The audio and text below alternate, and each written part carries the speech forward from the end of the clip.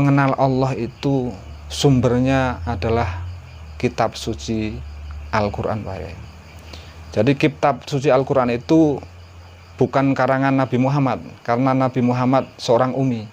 Jadi Al-Quran itu artinya adalah bacaan. Nah, bacaan itu pertama kali dibacakan adalah dari Allah lewat malaikat Jibril disampaikan kepada Nabi Muhammad. Pertama kali adalah di Gua Hira. Nah, berlangsung wahyu itu turun, Al-Quran itu turun selama, kalau dibulatkan adalah 23 tahun, Pak. Dari sejak kerasulan 40 tahun Nabi Muhammad sampai usia 63 tahun. Itu turun berangsur-angsur. Ketika malaikat Jibril membacakan kepada Nabi Muhammad itu membacakan Al-Quran kepada sahabatnya. Jadi ketika turun wahyu Al-Quran, pertama adalah Iqra bismi rabbikal ladzi khalaq, khalaqal insana min 'alaq, dan seterusnya. Nah, itu dibacakan kepada para sahabat. Para sahabat itu adalah murid-murid Nabi. Nah, ketika dibacakan, sahabat menghafal.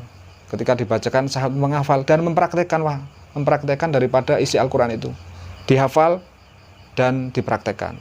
Ketika dapat wahyu, dihafal, dipraktekkan. Maka Al-Quran itu menyatu kepada diri Rasul dan diri para sahabat, murid-murid Rasul. Nah, ketika Rasul meninggal di usia 63 tahun, maka wahyu Al-Quran itu sudah dimiliki pada para sahabat. Nah, yang menggantikan adalah sahabat Abu Bakar As-Siddiq, menggantikan Rasulullah. Ketika Rasulullah wafat, maka kekhalifahan, bukan Nabi, kepemimpinan umat Islam itu diamanahkan kepada Khalifah Abu Bakar. Nah, masa Khalifah Abu Bakar ini karena ya ada orang yang murtad lalu diperangi, akhirnya banyak yang para sahabat yang hafal Al-Quran ini banyak yang mati. Akhirnya atas usul Sayyidina Umar, supaya dibukukanlah Al-Quran ketika itu. Maka Al-Quran mulai disusun dari pelepah kurma, dari tulang, dari batu dan lain sebagainya, dikumpulkan oleh sekretaris Rasul. Ketika itu ada 4 orang mengumpulkan Al-Quran. Nah, di masa Abu Bakar hanya 2 tahun berselang beliau meninggal, lalu diteruskan pengumpulan Al-Quran oleh sahabat Umar bin Khattab.